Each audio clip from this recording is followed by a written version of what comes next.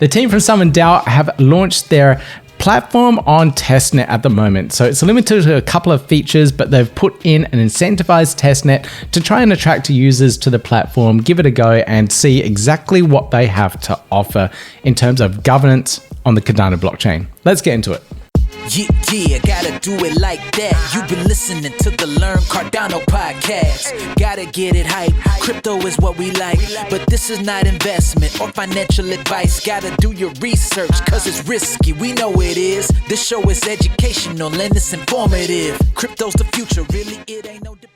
Now, with this announcement of the incentivized testnet, it really comes into play perfectly with all this chatter in the community at the moment around Cardano and governance. We're heading towards that Voltaire era. Of course, we're still going through the Basho era with scaling and everything else around it, but Voltaire is next, and that's a governance era. I guess we do need to start planning and mapping some things out while things are still being scaled up. It's a continuous loop of things.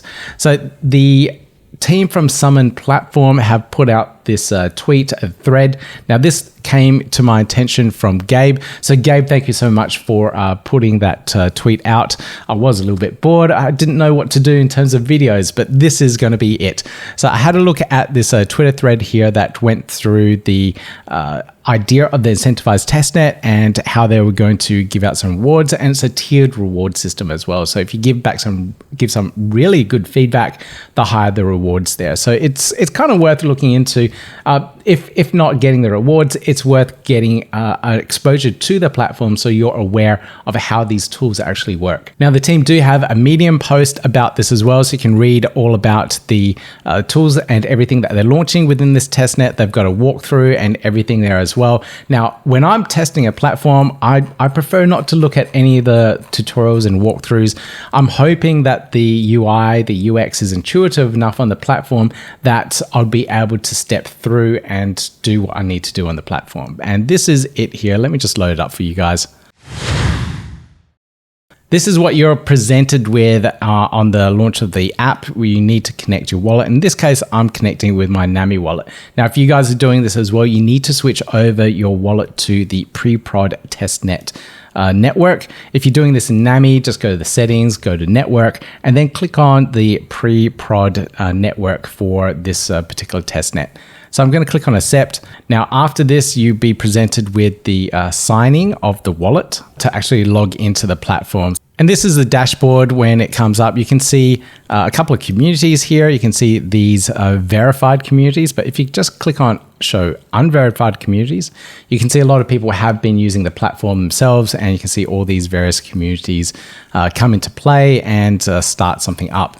Now, just as a little tip for you guys, if you're doing anything on this platform, you do need to create a community first before creating a poll or a multi-sig roundtable wallet. So you do need to go through these various steps here. They kind of do step it out for you. So, create a community, create the multi-sig, then create the poll. So just follow those steps through and you'll run into less issues. Now, going back to the create a community era, so this is really good if you have an NFT project of some sort or have a DAO governance token, whatever it might be. Having this little area here allows you to control everything under that umbrella of the community. So I've already created one here, and it's pretty quick and easy to do. You just need to give it a name, an image, a description. You can create sub communities. So if you have for example, I have a Learn Cardano community. If you have a specific sub community like the audio podcast, for example, you can put that in as a subcommittee or a working group, as the terminology is, I believe. Yep. So here we've got working groups which belong under the parent group. Here you just need to add in your main address, your poll address. So these are addresses that manage all of these things, subcommittee manager address, etc., and then a multi-sig manager address. So a lot of different addresses here that you need to add into the platform, and all these people or holders or controllers of these particular wallets will be signing and authorizing transactions through the platform. Here they have is the multi-sig at the moment. So you can create a multi-sig on the platform, give it a name, description, how many votes, how many signatures are needed for the transactions to be approved. So you can do something like 3, assign the community to it. and then add in your signers. So I put in the details there. So everything looks good. And there we go. So I've made it so it's one signature. So I've only got one address here. So this is a multi-sig with only one address. Technically, it should be a minimum of 2. And if you create multi-sig at this point, it will break. And I'll just demonstrate that. So I'll click on that. So created, and then I get the 404 page here. So I'm not sure exactly what happened there, but I'll just go back home. I'll see if I can manage. No, I can't manage my multi-sig. Let's go to my account. Okay, I'm in my account and I'm under the multi-sig transaction area. It looks like this area should be working at the moment, but I can't create a multi-sig, select a multi-sig to enable it. So I don't think that process of creating a multi-sig worked at the moment. But I'm assuming if I created the multi-sig and that all went through correctly, I would be able to see it down here, or I see a list of it somewhere, and then I'll be able to create a transaction from that and then allow other users that are a part of the community to sign that transaction if a vote process, for example, has gone through and that transaction needs to be authorized. So it's pretty cool that this is all done from a WYSIWYG, a UI interface. It makes it a lot easier for people to go through and manage all this.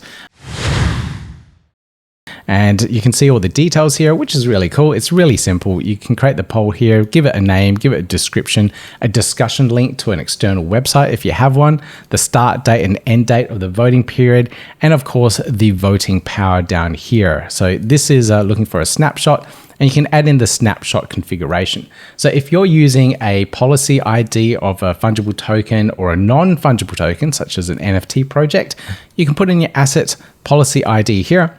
How much voting power one has. So if you're using a NFT project, you put that policy ID there, give it 1 voting power per NFT, and then you can create that as the snapshot power. You have the snapshot date here, which is rather important as well.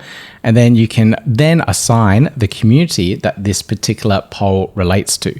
Now, when I was going through and creating this poll, I thought, oh yeah, I'll be able to create the community on the fly.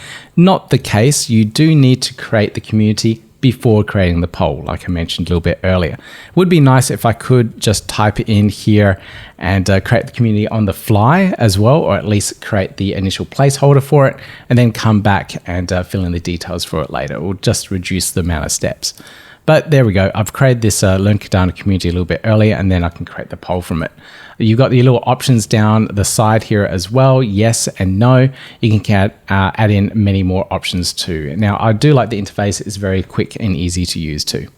Okay, so that's it. So that's the Summon platform at the moment. It's looking okay. I've got a little bit more feedback to give the guys in regards to this incentivized testnet. Hopefully it is some useful feedback for the team. But if you guys want to jump in and give them some feedback as well, please make sure it's really good and useful feedback. Don't just say, hey, it's a good platform, great. That's not very helpful for the team. They want to see errors. They want to see issues on the platform. They want to be able to improve the UI and the UX so that the final product is as easy to use as possible. If you're finding it a little bit hard, please do check back on their documentation here. They do have that blog post and all the screenshots to walk you through that entire process. And it also talks about what's available as well and what you can do within the platform. So it's probably really important that you do check that one out. All the links and references for you guys down below in the show notes. And if you really enjoyed this content, please consider giving me that thumbs up, click subscribe, click the notification bell, and I'll see you in the next video.